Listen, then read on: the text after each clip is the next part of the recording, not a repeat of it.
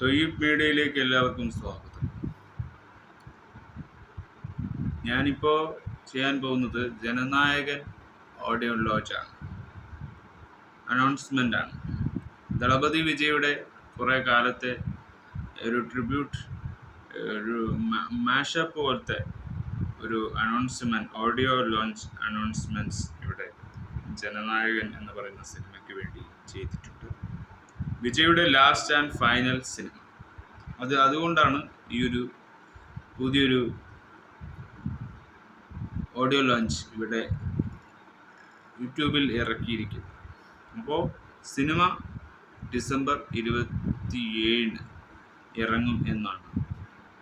അതായത് 2027 ഇതിറങ്ങും. Director H. Vinod. നമുക്കിത് ഈ സംഭവം ഒന്ന് കാണാം. അതായത് ജനനായകൻ്റെ ഓഡിയോ ലോഞ്ച്.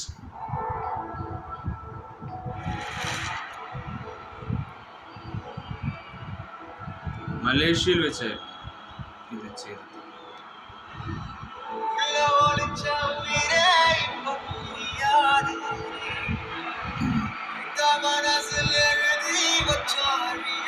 ചില ഓർമ്മകൾ, വിജയെക്കുറിച്ച് പഴയ ഓർമ്മകളൊക്കെ പോലെയുള്ള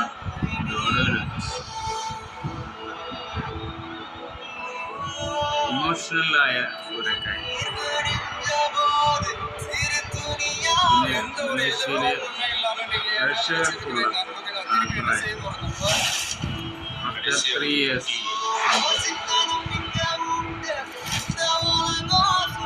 story, sad,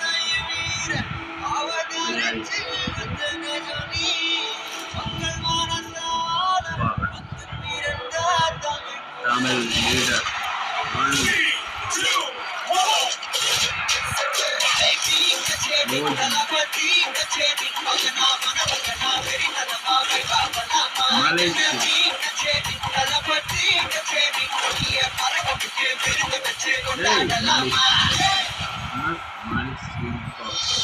அண்ணன் ஏன் பிடிக்கும் அப்படின்னா, சின்ன வயசுல இருந்து அண்ணனை பாக்குறேன். அண்ணனை யாருக்கு தான் பிடிக்காது?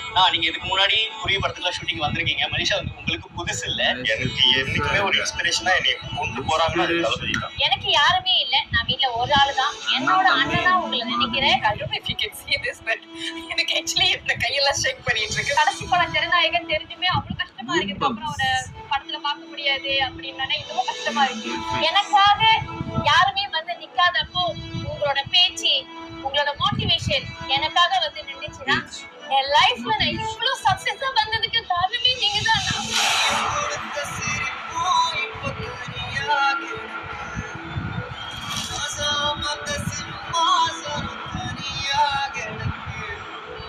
தளபதி வர போறாங்கன்னா நம்ம ஒரே அரங்கத்துல இருக்க போறோம். அவரு சுவாசிக்கிற ஒரே மூச்சு காத்து நம்ம சுவாசிக்க போறோம். தளபதி நினைக்கிறப்போ நீங்க வாங்க, நீங்க வந்தா மட்டும் போதும், உங்களை பார்த்துட்டா போதும், போதும்டா போதும் அப்படி மாதிரி இருக்கு. எனக்கு கிரௌட் எவ்வளவு பெரிய கிரௌடா இருந்தாலும் அவரை பார்க்கும்போது அந்த ஸ்டேஜ்ல நான் மட்டும் தான் இருக்கிற மாதிரி தான் தோணும். கண்ணால பார்த்தா போதும். I just feel like that.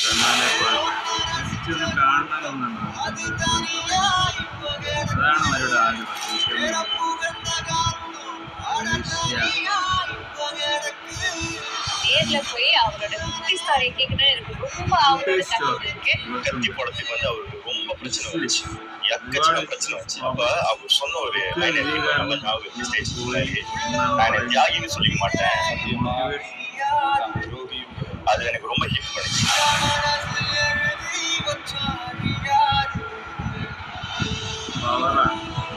நான் டவுட் பாயிண்ட்ல இருந்தப்ப நான் கேட்குற ஒரு விஷயம் வந்துட்டு அவரோட ஒவ்வொரு ஆடியோ லான்ச்லயும் அவர் சொல்ற ஸ்பீச் தான் வந்து நான் கேட்கறது.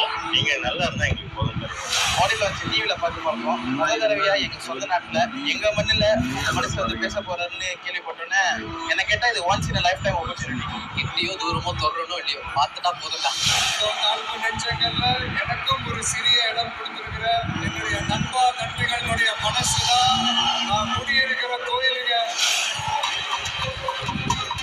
I love you, Vijay sir. Welcome to Malaysia.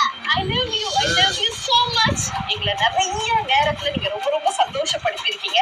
அதுக்கு எவ்வளவு நன்றி சொன்னாலும் கண்டிப்பா பத்தவே பத்தாது. வருது. அண்ணனை மட்டும் நான் கண்ணால பார்த்தா போதும், வேற எதுவுமே வேணாம். அண்ணன் நான் கண்ணால பார்த்தா போதும். We love you Thalapathy, we love you so much.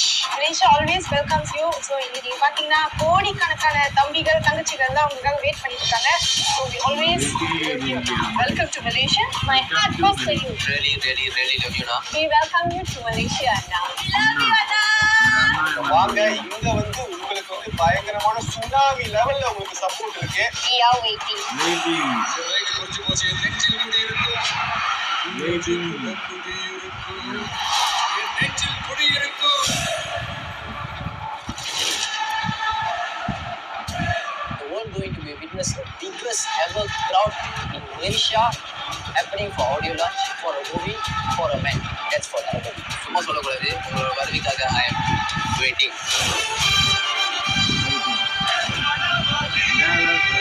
உங்ககிட்ட இந்த வர்ற இந்த ஆடியோ தாங்க இந்த ஆடியோ ஃபங்க்ஷன், வேற எதுவுமே இல்லை.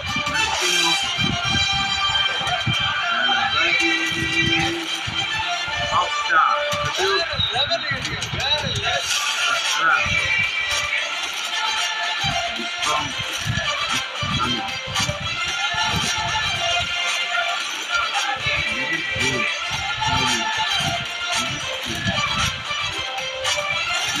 പോലീസുകാരനായിട്ടാണ്